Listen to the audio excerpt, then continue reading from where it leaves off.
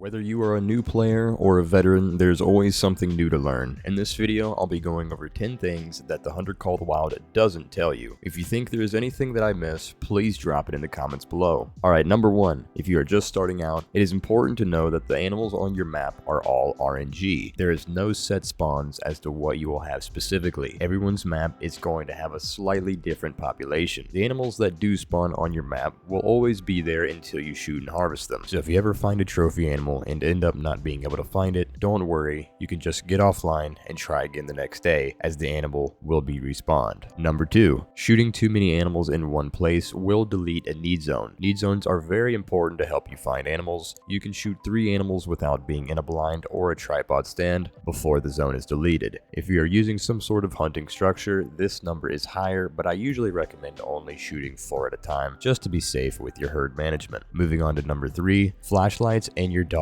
barking have no effect on spooking animals nearby. So if you are a madman who likes to hunt at night, don't worry about having to turn your light on and off if you think an animal is near. It's not gonna spook it. For number 4, make sure you only shoot animals twice. Anything more will affect the harvest check and you will not get full score on your animal. You want to make sure that you take a clean broadside shot with the correct ammo type. On to number 5, if you don't currently own a map DLC but you want to try the map out, you can do so by joining through a multiplayer session. You will have full access to the map as if you owned it. The only downside is that when the host leaves the session, there is a short amount of time before you are kicked. Though this is nice because if you are currently tracking an animal or something, you still have some time to get it done. For number 6, you can actually move slightly faster while crouched if you hold down your sprint key. This speeds things up just a little bit if you are trying to take the stealthy approach. Number 7, if the wind is loud, it can actually be used to help mask the sound you are making. Another useful thing to know if you're trying to be extra stealthy and use the environment to your advantage. Now for number 8, that green cone on your compass is there for a reason. This indicates the wind speed and direction based on which way is pointing and how wide the cone is itself. A narrow cone indicates faster wind, while the wider cone indicates slower wind speeds. So always carry some scent eliminator on you. It doesn't completely block your scent, but it does help quite a bit. Number 9. The HUD itself can be kind of confusing at first. Here's a quick rundown of what all these different icons mean. As mentioned in number 8, there is the compass and the windage cone. Then there is the heart rate. Sprinting will cause this to increase, so make sure if you're going to take a shot that you catch your breath first. Next to that is the visibility icon. There's a few different icons, but the most important ones to note are the oval. This means you are pretty much completely visible even at distance, and the short dim dash. This indicates that you are almost entirely hidden. Animals can still see you if they are close enough. Just know you are never 100% invisible. The little speaker icon in the lower right corner is your noise level. The faster the player moves, the more noise is made. Also, the foliage will make a difference, so choose your route wisely. Now finally, for number 10, you can find all of this info and more in the game's tutorial section of the codex, but I have to tell you that because the game doesn't. All of the game's animals, rating systems, and other important info is explained in this tab of the codex. I hope there was something useful for you in this video. If so, be sure to hit that like button and subscribe if you haven't already, and I'll see you guys in the next one.